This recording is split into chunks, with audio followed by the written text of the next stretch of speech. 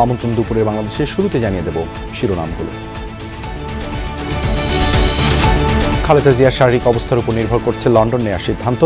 রাতে মেডিকেল বোর্ডের বৈঠক, সবুজ সংকেত দিলেই আসবে এয়ার অ্যাম্বুলেন্স। অভিযোগ থাকবে না এমন আদর্শ হতে হবে আসন্ন নির্বাচন।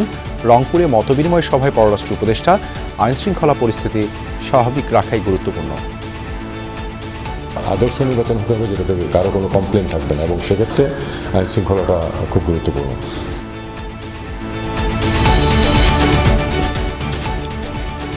জামায়াতে ইসলামী সহ সিলেটে সমমনা ৮ দলের বিভাগীয় সমাবেশ। নির্বাচনের আগেই গণভোটের মতো ৫ দফা দাবি আদায় লক্ষ্য। সচিবালয়, র্যাব, কোস্টগার্ডের বড় কর্তাদের সাথে পরিচয়ের কথা বলে আবু নাসেরের অনলাইন প্রতারণা। ফাঁদে পড়েছেন বহু ক্ষুদ্র ব্যবসায়ী। তথ্য যাচাই ও সচেতনতার তাগিদ। এইসব ঘটনার সাথে যারা জড়িত তাদেরকে আইনের আওতায় আনার জন্য চেষ্টা করি। অর্থনৈতিক টাস্কফোর্সের গুটি কয়েক পরামর্শ হয়েছে বাস্তবায়ন। গুরুত্ব না দেয়ায় হতাশ সংস্কার কমিটির প্রধান। দৃশ্যমান পদক্ষেপ জরুরি বলছেন অর্থনীতিবিদ।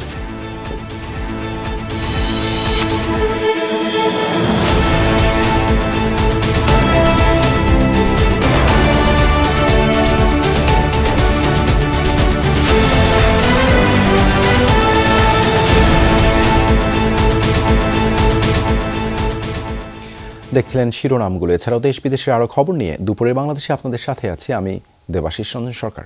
বিএনপি চেয়ারপারসন বেগম খালেদা জিয়ার শারীরিক অবস্থার উপর নির্ভর করছে তাকে লন্ডনে নেওয়ার সিদ্ধান্ত। মেডিকেল বোর্ড সবুজ সংকেত দিলেই দেশে আসবে এয়ার অ্যাম্বুলেন্স। 13 দিন ধরে রাজধানীর এভারকেয়ার হাসপাতালে চিকিৎসাধীন খালেদা জিয়া। পাকস্থলীর জটিলতার কারণে গতকাল বিএনপি চেয়ারপারসনের অ্যান্ডোস্কোপি করা হয়। শুরুতে কিছুটা রক্তক্ষরণ হলেও পরে তা নিয়ন্ত্রণে আসে। দেশি বিদেশি চিকিৎসকদের সমন্বয়ে গঠিত মেডিকেল বোর্ড তাঁর শারীরিক অবস্থা পর্যবেক্ষণ করছেন। এদিকে শাশুড়ি খালেদা জিয়াকে নিতে দেশে এসেছেন তারেক রহমানের স্ত্রী ডাক্তার জুবাইদা রহমান। শুক্রবার 2 দফায় খালেদা জিয়াকে দেখতে হাসপাতালে যান তিনি। কথা বলেন চিকিৎসকদের সঙ্গে।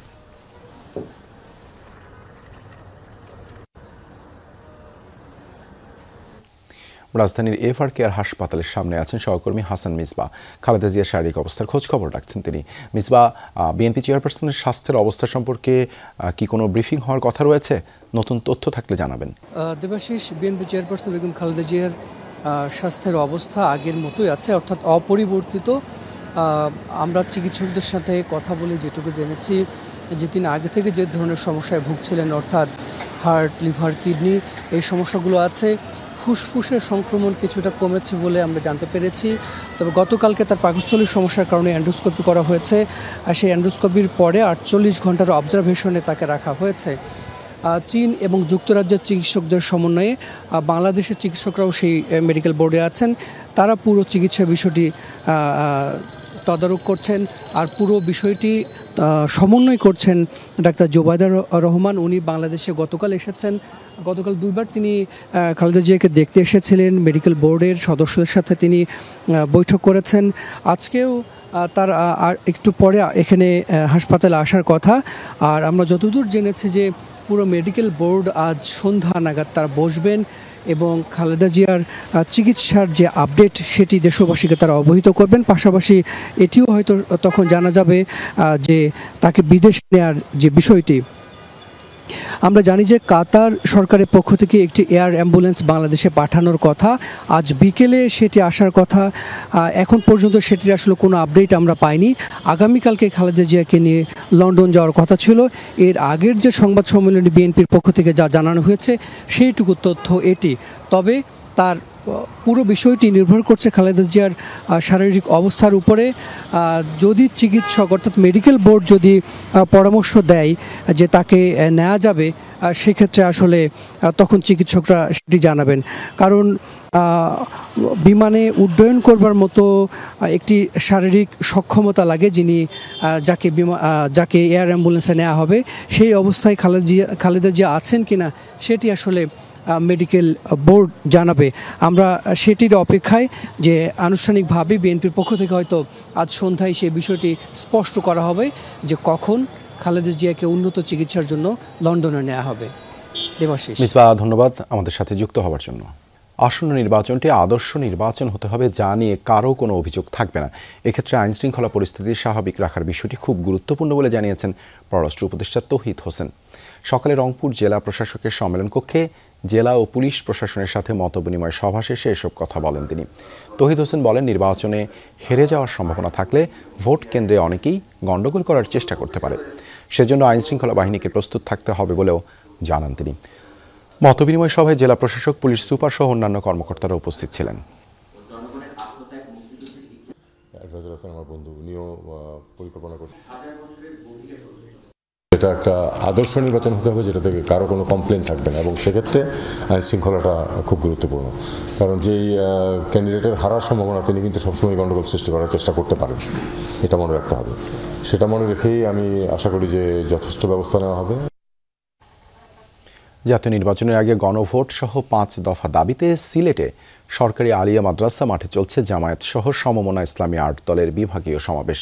এ বিষয়ে আরও জানাতে যুক্ত হচ্ছেন সহকর্মী নাবিল হোসেন। নাবিল, কেন্দ্রীয় নেতারা কখন নাগাদ সমাবেশে অংশ নেবেন? নেতাকর্মীদের উপস্থিতি কেমন দেখছেন? দেবাশিস, দেখুন 12:30টার পর থেকে মূলত মঞ্চে সিলেট বিভাগের যারা স্থানীয় নেতৃবৃন্দ রয়েছেন 8টি দলের, তারা এখানে তাদের বক্তব্য রাখছেন। এবং তাদের বক্তব্যের বিষয়ে যদি একটু বলি, তাহলে তাদের যে মূল দাবি, অর্থাৎ গণভোট যাতে নির্বাচনের আগে হয়, সেই দাবি তারা এখান থেকে জানাচ্ছেন। পাশাপাশি পিআর পদ্ধতির নির্বাচনের কথা তারা জানাচ্ছেন। এর বাইরে আসলে এই 5 দফার দাবির বাইরে মূলত সিলেটে 8টি দলের নির্বাচনী সমাবেশই এটা অনেকটা বলা যায়। কারণ এখান থেকে আমরা বারবার নির্বাচনের নানা ম্যান্ডেটের কথা শুনছিলাম, নানা প্রতিশ্রুতির কথা শুনছিলাম। আমরা শুনছিলাম যে এখানে বক্তারা যে বক্তব্য দিচ্ছেন, সেটি হচ্ছে আগামীতে যাতে দুর্নীতিবাজ কোনো ব্যক্তি বা দুর্নীতির সাথে জড়িত যেসব দল রয়েছে তাদেরকে যাতে মানুষ ভোট না দেন, সেই আহ্বান তারা এখান থেকে জানাচ্ছেন। পাশাপাশি আমরা যেটি দেখছি যে যারা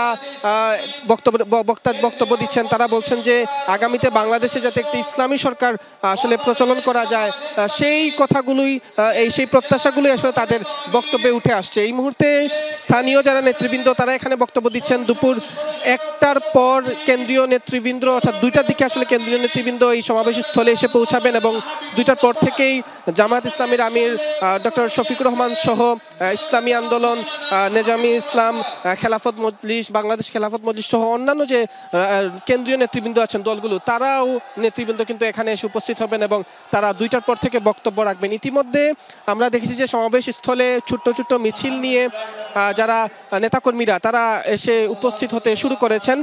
যদিও আসলে মূল সমাবেশ শুরু হতে আরও ঘণ্টাখানেকের মতো সময় রয়েছে, ফলে এখনও হয়তো অনেকেই পথিমধ্যে রয়েছেন, মিছিল করে তারা হয়তো আসবেন। ফলে সেই প্রস্তুতি আসলে আমরা দেখছি, এবং এই সমাবেশকে ঘিরে আমরা দেখেছি যে আইন শৃঙ্খলা রক্ষাকারী বাহিনীর একটি কঠোর বলয় তৈরি করা হয়েছে। পাশাপাশি দলগুলোর নিজস্ব ভলেন্টিয়ারের মধ্য দিয়ে যাতে নির্বিঘ্নে কোনো ধরনের অনাকাঙ্ক্ষিত ঘটনা ছাড়া এই সমাবেশ হয়, সেজন্য সেই প্রস্তুতি রাখা হয়েছে। এবং শুধু মাঠই নয়, মাঠের বাইরেও যাতে নেতাকর্মীদের জন্য বক্তব্য শুনতে পারেন, তারা সেই বক্তব্য শোনার জন্য আসলে তারা এখানে ব্যবস্থা করে রেখেছেন। আমরা দেখছি যে এই মুহূর্তে মঞ্চে বক্তব্য দিচ্ছেন সিলেটের যিনি 1 আসনের যিনি আসলে জামাত ইসলামী প্রার্থী হাবিবুর রহমান, তিনি বক্তব্য দিচ্ছেন। এছাড়া আমরা এর আগে দেখেছি যে অন্যান্য যারা নেতৃবৃন্দ, অর্থাৎ জামাত ইসলামী সহ ইসলামী আন্দোলন সহ অন্যান্য নেতৃবৃন্দ, স্থানীয় নেতৃবৃন্দ, তারা ইতিমধ্যে বক্তব্য দিয়েছেন। কিছুক্ষণ হয়তো পরই কেন্দ্রীয় নেতৃবৃন্দ এখানে উপস্থিত হবেন এবং দিক নির্দেশনামূলক বক্তব্য রাখবেন যারা কর্মীরা রয়েছেন নেতাকর্মীদের উদ্দেশ্যে। দেবাশিস, ধন্যবাদ নাবিল যুক্ত হবার জন্য। খালেদা জিয়ার রোগ মুক্তি ও সুস্থতা কামনায় রাজশাহীতে বিশেষ দোয়া মাহফিল অনুষ্ঠিত হচ্ছে। দিনব্যাপী কোরআন খতম দিবেন 3 শতাধিক শিশু হাফেজ। এ বিষয়ে আরও জানাতে যুক্ত হচ্ছেন সহকর্মী তারেক মাহমুদ। তারেক, দোয়া মাহফিল কি শুরু হয়েছে? দেবাশিস, সকাল 10টা থেকে দোয়া মাহফিলের যে আয়োজন সেটি শুরু হয়েছে। রাজশাহীর যে পুঠি উপজেলার এই রাজশাহীর পুঠি উপজেলার যে পৌরসভা রয়েছে, পৌরসভায় এখানে আমি যেমনটি দেখতে পাচ্ছি যে সারি সারি যে বসা যারা শিশু হাফেজ রয়েছে, এদের পবিত্র কোরআনের আয়াত কিন্তু তারা পাঠ করছেন এবং নিষ্পাপ কণ্ঠে তাদের একটাই কিন্তু ফরিয়াদ, সাবেক প্রধানমন্ত্রী বেগম খালেদা জিয়ার যে সুস্থতা সেটা। এবং সকাল 10টা থেকে রাজশাহীর যে পুঠি উপজেলা, এই পৌরসভার ঠিক অপোজিটে এখানকার যিনি বিএনপির মনোনীত প্রার্থী অধ্যাপক নজরুল ইসলাম মণ্ডল, তার আয়োজনে আসলে এই যে দোয়া পাঠের যে বিষয়টি সেটি হয়েছে এবং উপজেলার মোট 25টি হাফেজিয়া মাদ্রাসা এতিমখানা থেকে শিশুরা এসে কিন্তু এখানে অংশ নিয়েছেন। একটু আয়োজকদের সাথে আমরা কথা বলবো কখন থেকে এই কার্যক্রম শুরু হয়েছে এবং আপনারা নেতাকর্মীরা সকলেই যুক্ত আছেন কিনা, কী অবস্থা আসলে এই কার্যক্রম সম্পর্কে একটু জানতে চাচ্ছি।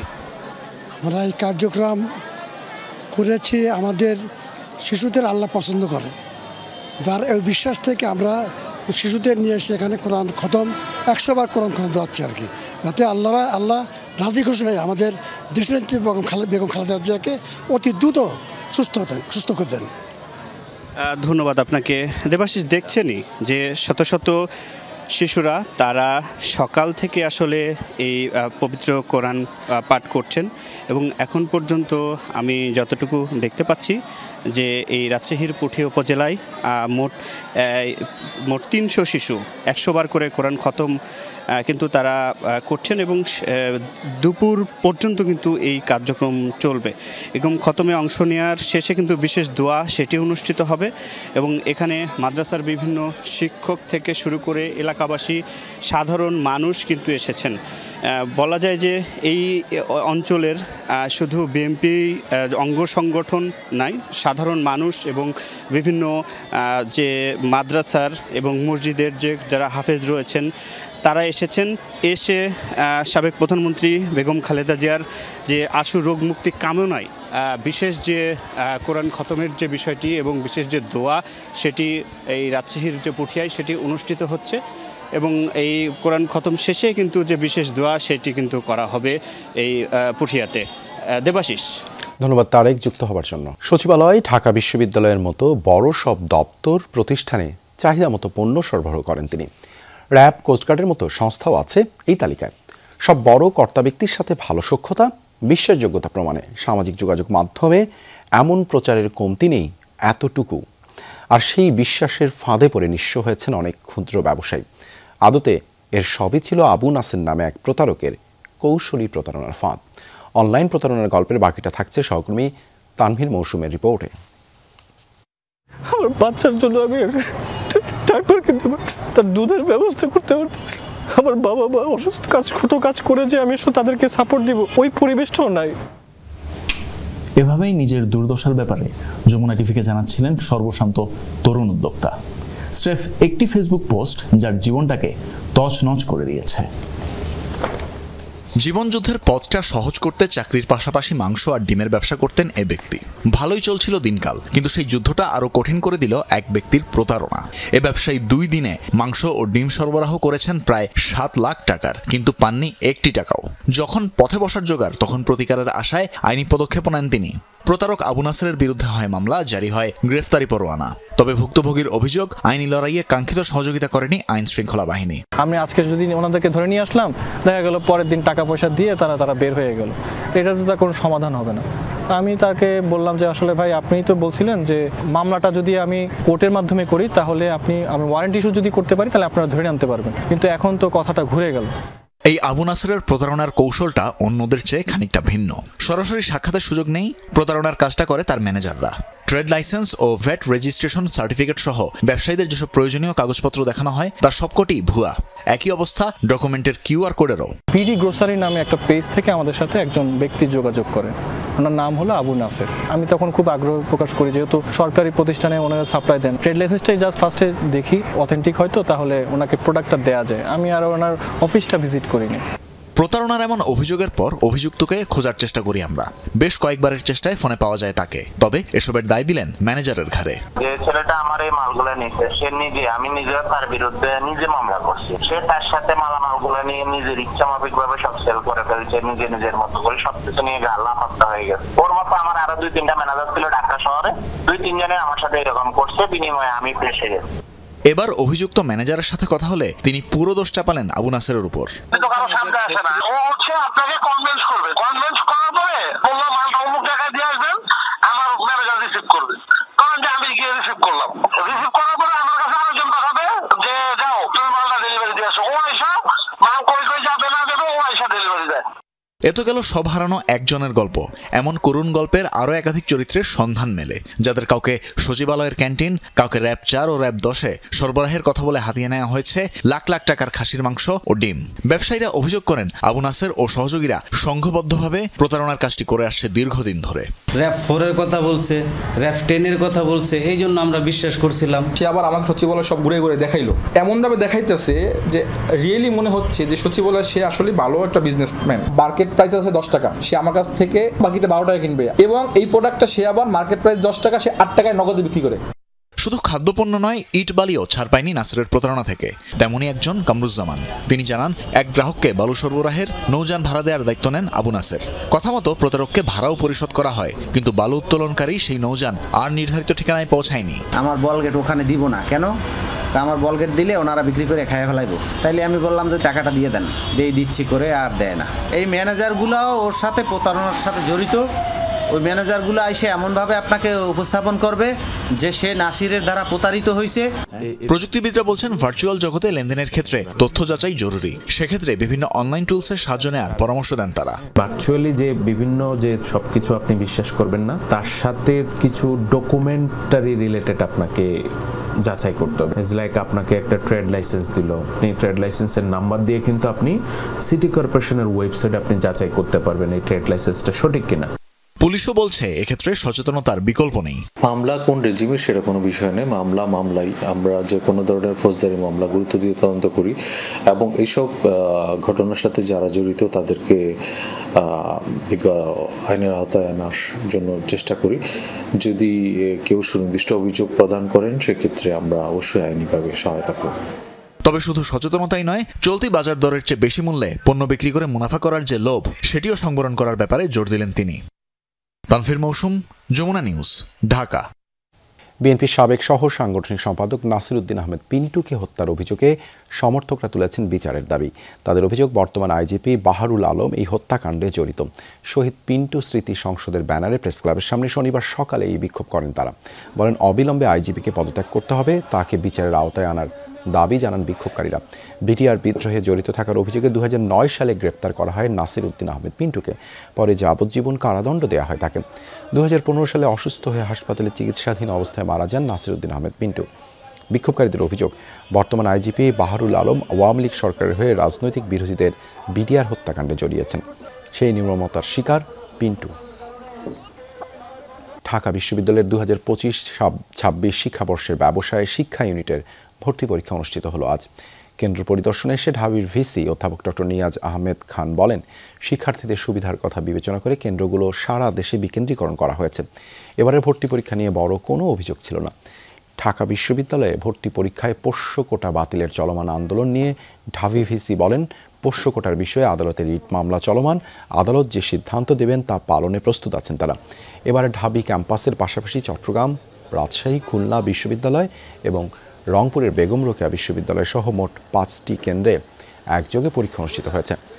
ব্যবসায় শিক্ষা ইউনিটের মোট 1050টি আসনের বিপরীতে আবেদন করেছেন 34,062 জন ভর্তিচ্ছু। আসন বন্টন অনুযায়ী ব্যবসায় শিক্ষা থেকে 930 জন, বিজ্ঞান শাখা থেকে 95 জন এবং মানবিক শাখা থেকে 25 জন শিক্ষার্থী ভর্তি হওয়ার সুযোগ পাবেন। এবার প্রতি আসনে ভর্তিচ্ছুর সংখ্যা 32 জনের বেশি।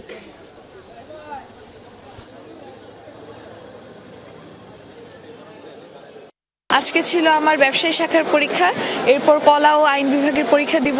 মোটামুটি কোশ্চেন ভালোই ছিল, ইংলিশটা একটু টাফ ছিল। প্রশ্নের প্যাটার্ন মোটামুটি ভালো ছিল, এতটা ইজি ছিল এরকমও না বা এতটা হার্ড ছিল এরকমও না। কিউ আমার প্রস্তুতি অনুযায়ী হ্যাঁ চলে, এভারেজ। অ্যাকাউন্টিংটা একটু হার্ড হয়েছে, অ্যাকাউন্টিং রিটেনও হার্ড হয়েছে, আবার এমসিকিউটাও হার্ড হয়েছে। প্রতিটি আসনের জন্য আমাদের প্রায় 33 জন শিক্ষার্থী প্রতিযোগিতা করছে। এটি খুবই কঠিন একটি প্রতিযোগিতা। কোনোভাবেই আমরা যেন আমাদের শিক্ষার্থীদের, আমাদের সন্তানদের মনোভঙ্গের কারণ না হই, কোনোভাবেই তাদের উপর যেন কোনো চাপ প্রয়োগ না করি। আজও দেশের বিভিন্ন স্থানে নেওয়া হচ্ছে মাধ্যমিকের শিক্ষকদের আন্দোলনের কারণে স্থগিত হওয়া বার্ষিক পরীক্ষার একটি। সিলেট, পাবনা, রাজশাহী, জামালপুর, কুড়িগ্রাম, ফেনী সহ নানা জেলায় সকাল থেকে শুরু হয় পরীক্ষা। ছাত্রছাত্রীদের একাডেমিক ক্ষতি পুষিয়ে নিতেই বিশেষ ব্যবস্থায় পরীক্ষার আয়োজন করা হয়েছে বলে জানায় কর্তৃপক্ষ। শিক্ষা কর্মকর্তারা জানান, পরীক্ষার্থীদের সুবিধার কথা বিবেচনা করে এবং সময়সূচি স্বাভাবিক রাখতেই ছুটির দিনে পরীক্ষার সিদ্ধান্ত নেওয়া হয়েছে। যদিও শিক্ষার্থীরা বলেন, হুটহাট রুটিন পরিবর্তনের কারণে ঠিকমতো প্রস্তুতি নিতে পারেননি তারা।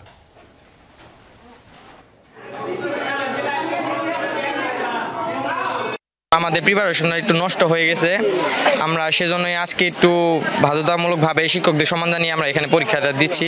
পরীক্ষার সময় এ ধরনের আন্দোলন না করাই ভালো ছিল। তারা পরীক্ষার আগে করতো আন্দোলন ছিল অথবা পরে করতো। দাবি দাওয়াগুলো এগুলো আমরা মনে করি আমাদের সরকার মহোদয় অতি শীঘ্রই এই দাবিগুলো পূরণ করবে। বিজয়ের মাস, দেশজুড়ে লাল সবুজের উৎসব, কিন্তু প্রশ্নটা এখন আরও বড়। এই বিজয়ের গল্প নতুন প্রজন্ম কিভাবে দেখছে? তাদের চোখে বিজয় মানে কি, আর ভবিষ্যৎ বাংলাদেশ নিয়ে তাদের প্রত্যাশাই বা কি? সহকর্মী আহমেদ রেজার প্রতিবেদনে শুনব নতুন প্রজন্মের ভাবনায় বিজয় দিবস ও বাংলাদেশ বিনির্মাণের গল্প। ছবি তানভীর মোর্শেদের। বিজয় দিবস হলো আমার কাছে একটি দায়িত্ববোধের মতো। বিজয় শব্দ শুনলে আমার কাছে প্রথমত একটা শব্দই মাথায়, সেটা হলো মুক্তি। স্বাধীনতা অর্জনের চেয়ে স্বাধীনতা রক্ষা করা তার চেয়ে বেশি কঠিন। বিজয় দিবস মানে হচ্ছে লাল সবুজের পতাকা, বিজয় দিবস মানে হচ্ছে বাংলাদেশ।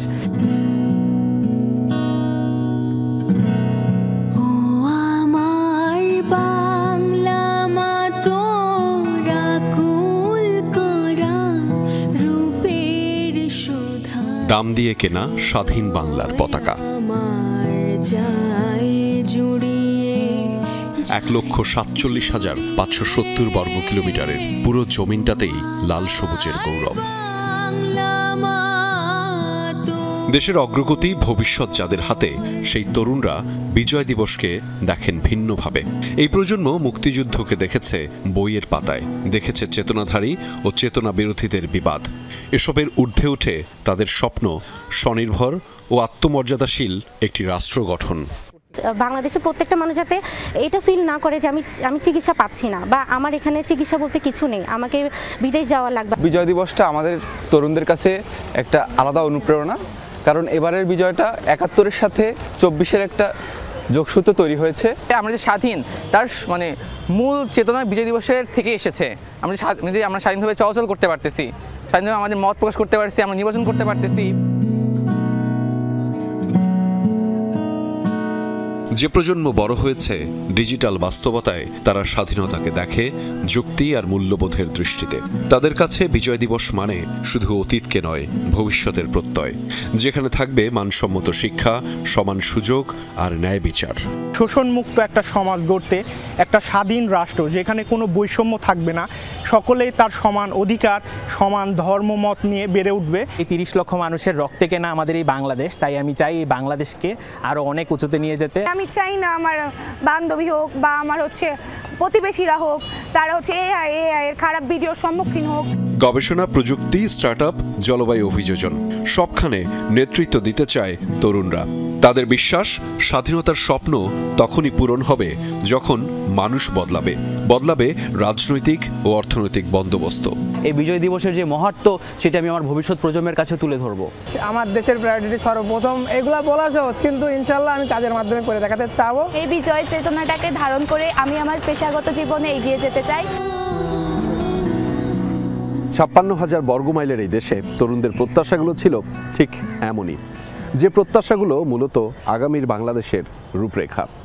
এবং বিজয়ের এই দ্বারপ্রান্তে এসেও তরুণরা মনে করিয়ে দিলেন, বিজয় অর্জন করা যতটা কঠিন ছিল, তার চেয়েও অনেকটা কঠিন এবং চ্যালেঞ্জ রয়ে গেছে সেই বিজয়ের চেতনাকে সামনে এগিয়ে নিয়ে যাবার।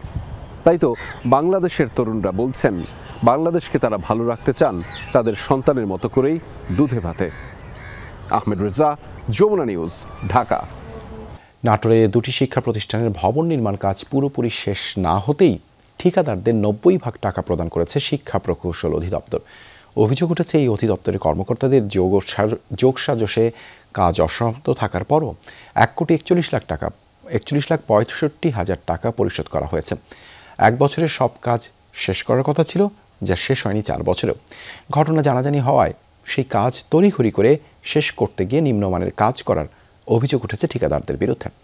তুঘলকি এই কাণ্ডের বিস্তারিত জানাচ্ছেন সহকর্মী নাজমুল হাসান। নাটোরের লালপুর উপজেলার বিলমারিয়া দাখিল মাদ্রাসা ভবন নির্মাণের জন্য 2021 সালের জুন মাসে বরাদ্দ হয় ৭৬,৫০,০০০ টাকা। 2 বছরের মধ্যে ৭০ লাখ টাকা তুলে নেয় ঠিকাদারি প্রতিষ্ঠান, অথচ টাকা তুলে কাজ বন্ধ করে দেয় তারা। 1 বছরের মধ্যে ভবন হস্তান্তরের কথা থাকলেও 4.5 বছরে শেষ হয়নি নির্মাণ কাজ, ফলে প্রতিষ্ঠানটিতে পাঠদান কার্যক্রমও শুরু হয়নি। ছাদ প্লাস্টার এগুলা করে কাজটা বন্ধ হয়ে যায়। আজকে 4 দিন ধরে এখানে এই কাজটা রানিং হয়েছে। সব টাকাই উঠায় নিয়েছে সরকারের কাছ থেকে তারা, কিন্তু কাজ শেষ হয়নি। মাদ্রাসা ভবন নির্মাণের দায়িত্ব পায় যশোরের ঠিকাদারি প্রতিষ্ঠান মেসার্স আব্দুল মান্নান। এখনো কাজ বাকি 30%। ঘটনা জানাজানি হয় সম্প্রতি তড়িঘড়ি কাজে হাত দিয়েছে ঠিকাদারি প্রতিষ্ঠান। লুটপাটের সাথে আমরা জড়িতই নেই, এর মধ্যে কেন আমরা লুটপাট করবো? কন্ত এটা তো আসলে যারা বলছে বা যারা আপনারা শুনেছেন হয়তো, এটা সম্পূর্ণ অযৌক্তিক। 95% কাজ হয়েছে, আমরা 90% আমরা বিল দিয়েছি। একই চিত্র নাটোরের বারোঘরিয়া উচ্চ বিদ্যালয়েও ভবন নির্মাণের জন্য 2022 সালের মার্চে 85 লাখ টাকার কার্যাদেশ পায় জেলার মেসার্স সিপাত এন্টারপ্রাইজ। এখানেও বাকি 45% কাজ, অথচ 2 বছর আগে 71,65,000 টাকা বিল নিয়ে কাজ বন্ধ রাখে ঠিকাদার। সম্প্রতি দিনরাত কাজ করা হচ্ছে। 2022 সালে শুরু হয়েছে, 9 মাসে এই কাজটি শেষ করার কথা ছিল। ইট বালু থেকে শুরু করে সবকিছু নিম্নমানের। রাজমিস্ত্রি, রং মিস্ত্রি, টাইলস মিস্ত্রি, পানির মিস্ত্রি, কারেন্ট মিস্ত্রি, একবারে সব কাজ লাগে। মনে হচ্ছে যে এখানে একটা কি যেন শুরু হয়েছে। ঠিকাদাররা বলছেন বরাদ্দ স্বল্পতায় কাজ বন্ধ রাখা হয়েছিল, নতুন বরাদ্দ পাওয়ায় বাকি কাজ করা হচ্ছে। ভবন নির্মাণে অনিয়মের অভিযোগ অস্বীকার করেছেন তৎকালীন শিক্ষা প্রকৌশল অধিদপ্তরের সাবেক নির্বাহী প্রকৌশলী আসাদুজ্জামান।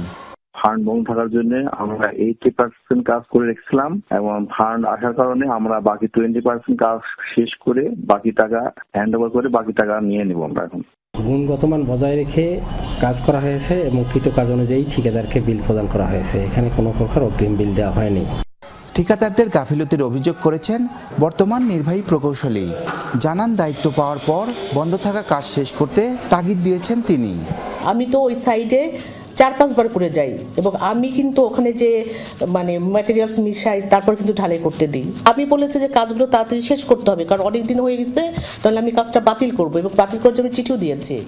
এই জন্য ঠিক আছে স্যার, আমার কাজটা বাতিল করে না, আমার অনেক ক্ষতি হয়ে যাবে, আমি কাজটা সব মিস্ত্রিকে তুলে দিব। আমি ভবন নির্মাণে অনিয়মের অভিযোগে গত 23 অক্টোবর 5 প্রকৌশলী ও 11 জন ঠিকাদারের অনিয়ম দুর্নীতি তদন্ত করতে ইডির প্রধান প্রকৌশলীকে চিঠি দিয়েছে শিক্ষা মন্ত্রণালয়। তদন্ত কমিটিও গঠন করেছে শিক্ষা প্রকৌশল অধিদপ্তর।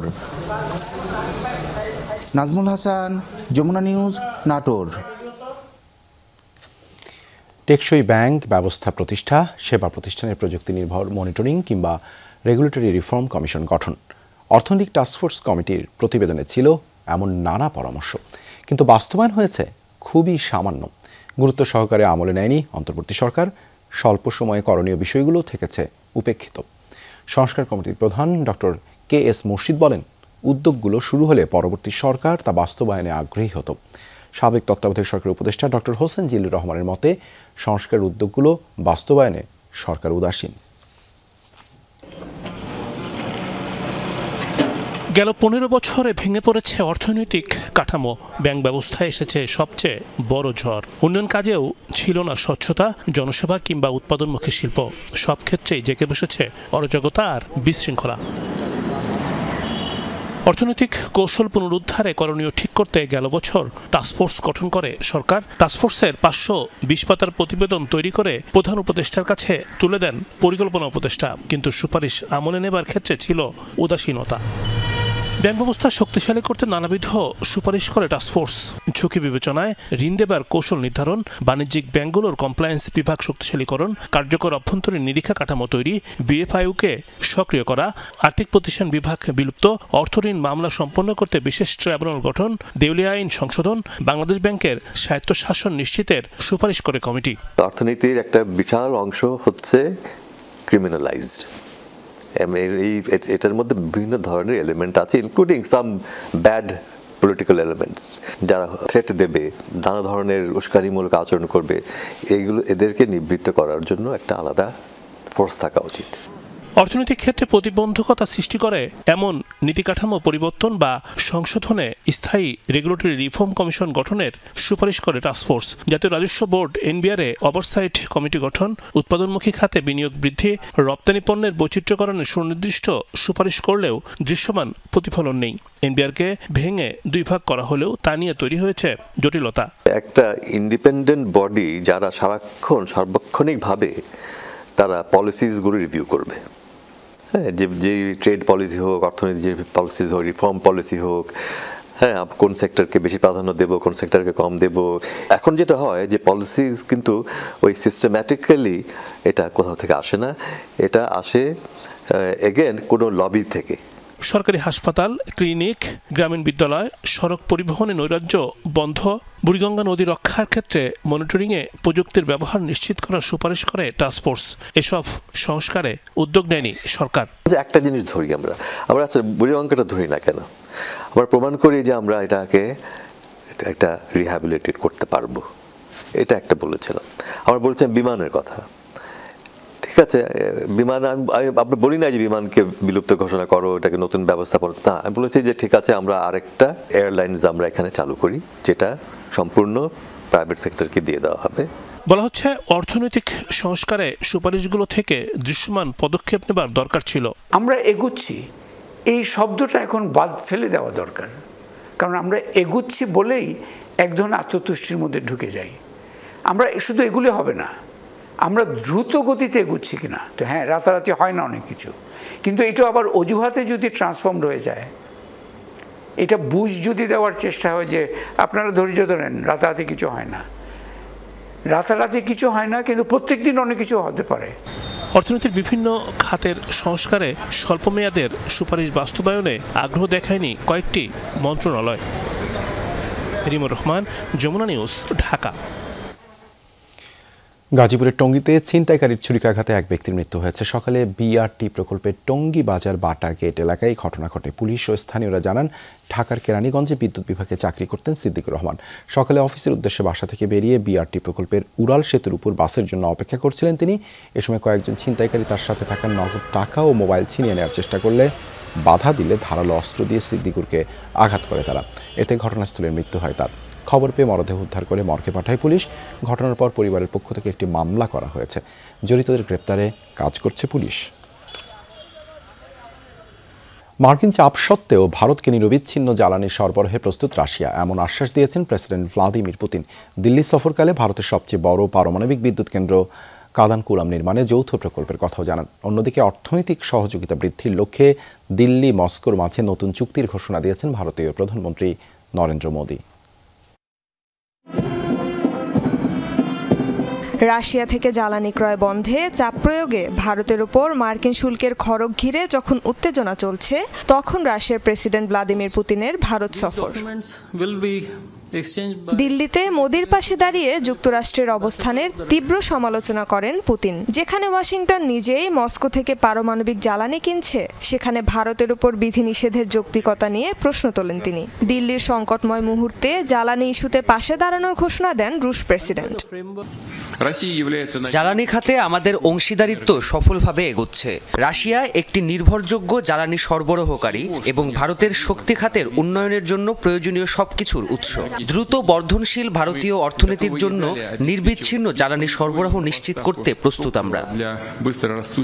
ভারতের সবচেয়ে বড় পারমাণবিক বিদ্যুৎ কেন্দ্র কুদানকুলাম নির্মাণে একটি ফ্ল্যাগশিপ প্রকল্প পরিচালনার কথাও জানান। বলেন, এরই মাঝে জ্বালানি নেটওয়ার্কে যুক্ত হয়েছে 6টির মধ্যে 2টি রিঅ্যাক্টর ইউনিট।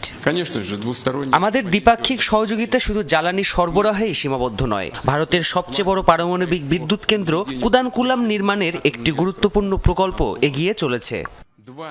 সৌহার্দ্য আর দ্বিপাক্ষিক সম্পর্ক উন্নয়নের কথা বলেছেন ভারতের প্রধানমন্ত্রীও। 2030 সাল পর্যন্ত ভারত ও রাশিয়ার মধ্যে অর্থনৈতিক সহযোগিতা বৃদ্ধির লক্ষ্যে চুক্তির ঘোষণাও দেন নরেন্দ্র মোদী। অর্থনৈতিক সহযোগিতাকে নতুন উচ্চতায় নিতে আজ আমরা 2030 সাল পর্যন্ত একটি ইকোনমিক কোঅপারেশন প্রোগ্রামে সম্মত হয়েছি। এটি আমাদের বাণিজ্য এবং বিনিয়োগকে বৈচিত্র্যময়, সুষম ও স্থিতিশীল করবে। দুদিনের ভারত সফর শেষে শুক্রবার রাতে রাশিয়ার উদ্দেশ্যে রওনা দেন রুশ প্রেসিডেন্ট। রেজওয়ানা সায়মা, যমুনা নিউজ। অ্যাশেজের খবর, ব্রিসবেনের টেস্টের তৃতীয় দিনে 150 পেরিয়েছে অস্ট্রেলিয়ার লিড। শেষ খবর পাওয়া পর্যন্ত অজিদের সংগ্রহ 9 উইকেটে 502 রান। আগের দিনে 6 উইকেটে 378 রান নিয়ে তৃতীয় দিনের খেলা শুরু করে অস্ট্রেলিয়া। অ্যালেক্স ক্যারি ও মাইকেল নেসেরের জুটি ভাঙেন স্টকস। জেমি স্মিথের হাতে ক্যাচ দিয়ে নেসের 16 রান করে আউট হলেও ক্যারি খেলেন 63 রানের ইনিংস। অ্যাটকিনসনের বলে ক্যারি ফিরলে বোল্যান্ডকে সঙ্গে নিয়ে দলকে এগিয়ে নেন মিচেল স্টার্ক, হাকান 50। 77 রান করে ব্রাইডন কার্সের বলে আউট হয়ে ফেরেন স্টার্ক। প্রথম ইনিংসে রুটের সেঞ্চুরিতে 334 রান করে ইংল্যান্ড। অনুষ্ঠিত হলো ফিফা 2026 বিশ্বকাপের ড্র। বিশ্ব চ্যাম্পিয়ন আর্জেন্টিনা পড়েছে সহজ জি গ্রুপে। এছাড়াও ব্রাজিল আছে C, Germany E, France I আর স্পেন এইচ গ্রুপে। ড্র শেষে আর্জেন্টিনা কোচ স্ক্যালোনি বলেছেন অস্ট্রিয়া ও আলজেরিয়াকে হালকাভাবে নেয়ার সুযোগ নেই।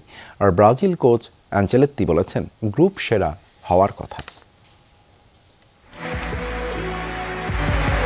ওয়াশিংটন ডিসির কেনেডি সেন্টারে শুক্রবার বাংলাদেশ সময় রাত 11টায় শুরু হয় ড্র অনুষ্ঠান। নানা আনুষ্ঠানিকতার পর মূল ড্র অনুষ্ঠানের শুরুতেই 3 হোস্ট যুক্তরাষ্ট্র, কানাডা ও মেক্সিকোর গ্রুপ নির্ধারণ হয়। কানাডার প্রধানমন্ত্রী মার্ক কার্নি, মেক্সিকোর প্রেসিডেন্ট ক্লোদিয়া শেইনবাউম আর যুক্তরাষ্ট্রের প্রেসিডেন্ট ডোনাল্ড ট্রাম্প তোলেন নিজ নিজ দেশের নাম। কানাডা বি, মেক্সিকো এ আর ইউএসএ পড়ে ডি গ্রুপে। এরপর তোলা হয় প্লট এ এর বাকি 9 দেশের নাম, যার প্রত্যেকেই পড়েন ভিন্ন ভিন্ন গ্রুপে। যুক্তরাষ্ট্রের রাগবি তারকা টম ব্রেডি প্রথমেই তোলেন ব্রাজিলের নাম, সেলেসাওরা পড়ে সি গ্রুপে। এরপর উঠে জার্মানির নাম, 4 বারের বিশ্ব চ্যাম্পিয়নরা পড়ে ই গ্রুপে। এরপর যথাক্রমে Netherlands, Belgium, Spain, Argentina, France, Portugal ও ইংল্যান্ডের নাম তোলেন ব্রেডি। 48 দলের টুর্নামেন্ট হওয়ায় এবার সেভাবে গ্রুপ অফ ডেথ তৈরি হয়নি। 4টি করে দল নিয়ে গঠিত হয়েছে 12টি গ্রুপ। বর্তমান বিশ্ব চ্যাম্পিয়ন আর্জেন্টিনা পড়েছে জি গ্রুপে, যেখানে তাদের প্রতিপক্ষ অস্ট্রিয়া, আলজেরিয়া ও জর্ডান।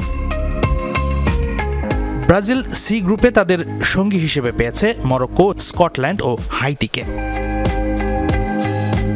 এবারের বিশ্বকাপের অন্যতম ফেভারিট ধরা হচ্ছে ফ্রান্সকে। তারা পড়েছে তুলনামূলক কঠিন আই গ্রুপে। এমবাপ্পের সাথে গ্রুপ পর্বেই লড়াই হবে হাল্যান্ডের, নরওয়ের, Senegal O FIFA play of 2 থেকে উঠে আসা দলের বিপক্ষে। 4 বারের বিশ্ব চ্যাম্পিয়ন জার্মানি ই গ্রুপে তাদের সঙ্গী হিসেবে পেয়েছে কুরাসাও, আইভরি কোস্ট ও ইকুয়েডরকে। বিশ্বকাপের অন্যতম ফেভারিট স্পেনের গ্রুপ এইচ, তাদের সঙ্গে একই গ্রুপে আছে কেপ ভার্দে, সৌদি আরব ও উরুগুয়ে। এছাড়াও কে গ্রুপে পড়েছে পর্তুগাল আর এল গ্রুপে আছে ইংল্যান্ড। আমার মনে হয় বিশ্ব সুন্দর কিছু ম্যাচ দেখবে। ড্র তো ড্রই, এখানে সহজ দল বা গ্রুপ বলে কিছু থাকে না। আমাদের লক্ষ্য স্পষ্ট, আমরা গ্রুপের শীর্ষে থেকে পরের রাউন্ডে যাবার চেষ্টা করব। অস্ট্রিয়া ভালো দল, যারা বাছাই পর্বে খুব ভালো করেছে। আমি আলজেরিয়ার প্রধান কোচকে ভালোভাবেই চিনি এবং আমি জানি তারা কিভাবে খেলে। কঠিন প্রতিদ্বন্দ্বিতা হবে, কারণ তাদের খেলোয়াড়দের মধ্যে হিংস্রতা রয়েছে। সত্যি বলতে জর্ডান সম্বন্ধে আমার স্পষ্ট ধারণা নেই। 2026 সালের 11 জুন পর্দা উঠবে বিশ্বকাপের 23তম আসরের। হাসানুর রহমান, যমুনা স্পোর্টস। দুপুরে বাংলাদেশের প্রথম ঘন্টা থেকে বিদায় নিচ্ছি। পরের ঘন্টা খবর নিয়ে ফিরবেন সহকর্মী ছোঁয়া খন্দকার। সঙ্গে থাকুন।